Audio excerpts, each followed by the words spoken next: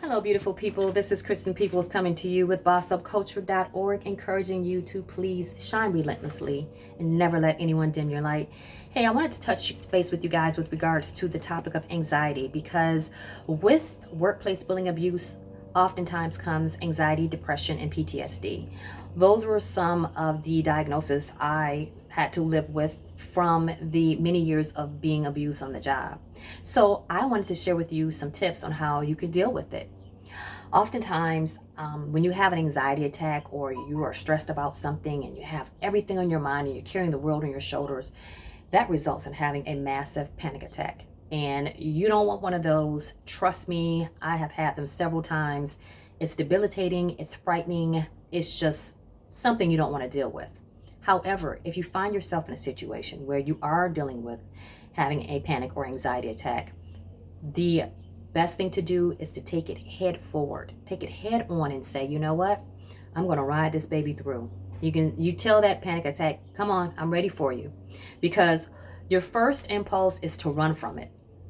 But it's something that's going to happen anyway. So you have to learn to just welcome it, to be honest with you, and just ride the wave. It makes a difference. And before, when my doctor told me to do that, I was like, this lady is crazy. However, once I started incorporating that in my relaxation practices, it made a world of difference. So I want to start with making sure that our vibration is right. I'm all about high vibrations. I'm all about living my best life. And so if you have some matches and some Palo Santo, I love this incense match. It smells amazing. Light some Palo Santo with me, or a sage stick, anything to clear your sacred space. Make sure a window is open to let the negative energy flow out.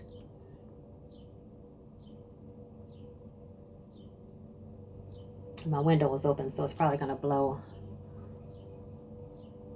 out some. You guys, this is all about, Boss Up Culture is all about being the best you that you can possibly be. I did it, and I know you can too. So we invite positive energy in, and we release all negativity. Let it flow on out the window. Let it go. We release negative thoughts. We release negative people, and we release negative situations. So one of the other things I learned along my journey was that breathing is extremely important. The first thing you want to do is, when you're having an anxiety attack, is to stop breathing. That's a no-no. Just like you're riding that baby out, you have to breathe. You have to learn to breathe. You have to learn to inhale. You know what? I'm stronger. I'm better than this. And exhale all the negativity. And that's what I learned to do. And I'm hoping that you can incorporate that as well. To breathe in everything that you want and release everything that no longer serves you. So I want to read you real quick an insert from Henley Stanley Haskins. And it says, what lies behind us and what lies ahead of us are tiny matters compared to what lives within us. You guys, part of anxiety is being everywhere but in the present moment. The power does not lie in the future, in 5 minutes from now, 10 minutes from now, and it sure does not lie in the past. It lies in the present, the right now, the beautiful right now. That is where we have our power. So let me move this out the way here. I want you to understand that the true power is within you. And oftentimes when you're having a panic attack, it is because you are not listening to your inner being. You're not listening to your higher self. You guys, we are all born with a sixth sense, and it's called your intuition. It is our own personal GPS. And when we don't listen to it, everything goes to hell in a handbasket. So we have to learn to listen to that small voice. That small voice oftentimes starts off as a whisper that we may ignore. Then it's a shove that we may ignore. And then oftentimes we have to get beat upside the head before we actually finally listen to our intuition. But listen to it, because that's what I chose to ignore when I should have gotten out of my career. Now, we're not going to go in the past, because I'm better right now because of my past. But I want you to know right now, moving forward, that when you do have a situation that challenges you, to learn to listen to that inner knowing, your inner being, because your inner being wants what's best for you before anything else. So know that when you go against your inner being, when you go against your higher self, when you go against your intuition, your GPS, whatever you want to call it, you are going in the direction opposite of what your life wants you to go into. So pay attention to that. Learn to breathe more.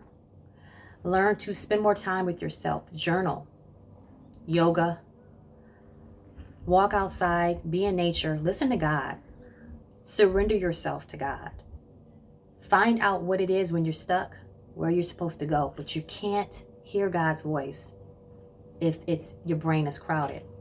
That's why you have to learn to sit in silence, meditate, and ask and surrender to what it is that God wants you to do. So stop going against yourself. When you are aligned with what it is that you're supposed to be doing, everything will work out just fine. I promise you. I trust me when I tell you that. So here's to you living a more peaceful, more complete, more happy life. Here's to you making better decisions because you're listening to your inner being. And just here's to you just knowing that you do have a supportive network here at bossupculture.org. Should you need someone to talk to, should you need some advice or resources, visit our website at www.bossupculture.org. We have hotlines here to support you. There's, again, like tons of resources on our website. And I also would like for you guys to check out Abraham Hicks. She has some amazing videos here on YouTube. Her book, Asking It Is Given, I'll leave the link below where you can purchase it on Amazon. Also, my other favorite author is Florence Scovel Shinn. She wrote the book, The Game of Life and How to Play It.